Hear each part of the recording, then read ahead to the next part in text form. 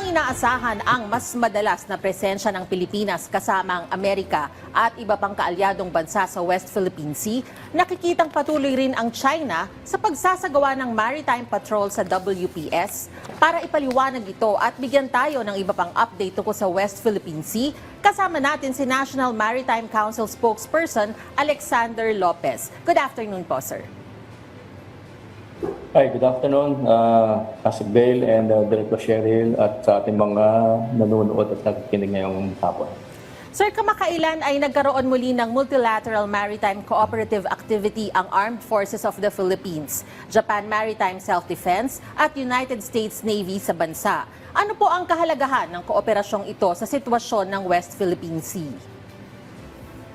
Tama kayo, nung March 28 ng Biyernes, nagkaroon ng isang multilateral maritime cooperative activities sa West Philippine Sea.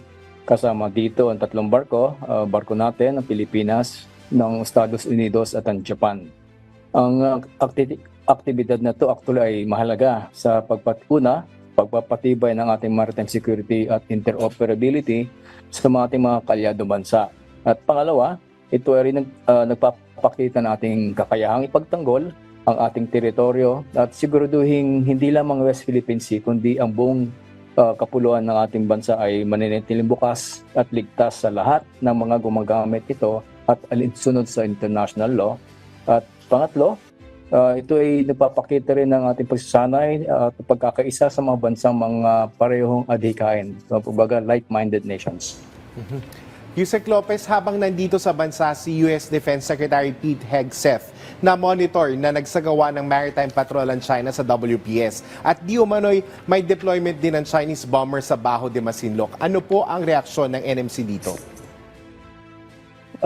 Unang-una actually yung pagbisita ng yung kalihim ng Estados Unidos si Secretary Hegseth ay ini-expect na natin mayroong gagawin ng China. Ito rin ay ginawa ng China nung bumisita si Speaker Pelosi sa Taiwan, kung inyong naalala, na naggawa pa nga ng naval exercise sa paligid ng Taiwan. So yung pagpapadala ng Chinese bomber ay hindi naman natin kinakabahala yon, but ito ay napapakita lang na gusto nilang ipahiwatig na meron silang kakayahan, pero yung action na yun actually ay nagbibigay lamang ng karagdagang tensyon sa West Philippine Sea in particular. Sir, ano naman po ang nakikita ninyong papel ng multilateral organizations tulad ng ASEAN at United Nations sa pagpapalakas ng maritime security sa bansa? Actually, malaki ang papel ng mga ganitong multilateral organizations, especially ng United Nations at ng ASEAN. Kasi ito yung nakakadagdag sa mga tinatawag nating international order based on rules, no? So pag nakikilahok sa atin itong mga ganung organisasyon, ipinagtitibay lang nila na kaakibat sila o kasama sila sa pagpapalaganap itong mga rules-based international orders. Yusek, sa inyo pong pananaw, paano po nakakatulong yung diplomatic approach ng Pilipinas para hindi na tumaas pa yung tensyon sa West Philippine Sea? Yeah, unang-una, actually, direktiba ito ng ating presidente, no? Na ang sabi niya, lahat naman lang siguro disputes will be settled peacefully at i-exhaust natin ang diplomatic channels and mechanisms. So, alinsunod sa ating Pangulo ay una, pinagtitibay lang natin ang ating diplomatic engagement. Multilateral and even bilateral. In fact, nagpag-usap din tayo sa China on a bilateral basis. At pangalawa, dahil ito yung ating pakikitungo towards a peaceful approach to any dispute, ay tayo ay nagsusulog talaga ng rules-based international order.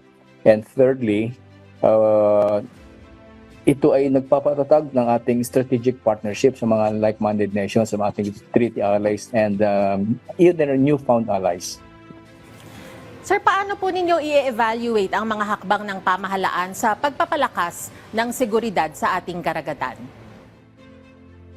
Unang-una, it is a sovereign act of a sovereign country na tayo ay magpalakas ng ating kapasidad o kapabilidad na ipagtanggol ang ating karagatan, especially sa West Philippine Sea.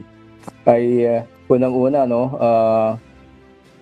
itong komprehensibong maritime domain awareness assessment ay napapalakas natin na anywhere in our maritime domain ay na-cover natin ito, pag malakas ang ating capacity o capability. Pangalawa, meron tayong tinatawag na National Maritime Security Strategy. So we need to come up with a more modern Armed Forces of the Philippines, Philippine Coast Guard, Bureau of Fisheries and Aquatic Resources para ma-monitor natin ang napakalawak nating karagatan. Pangatlo, ito ay ating ugnayan sa ating mga karatig bansa, like-minded nations na paggalang na rin sa atin kasi pag wala tayong kakayahan, hindi tayo gagalangin natin mga kapitbahay, ating mga kapit nasyon. And fourthly, dahil sa naisulong natin yung batas na Maritime Zones Act at Archipelagic Seas Act, dapat lang na meron tayong capacity or capability para implement ito, enforce itong ating bagong dalawang batas. Alright, maraming salamat po sa mga impormasyong ibinahagi ninyo, National Maritime Council spokesperson Alexander Lopez. Thank you rin, maraming salamat.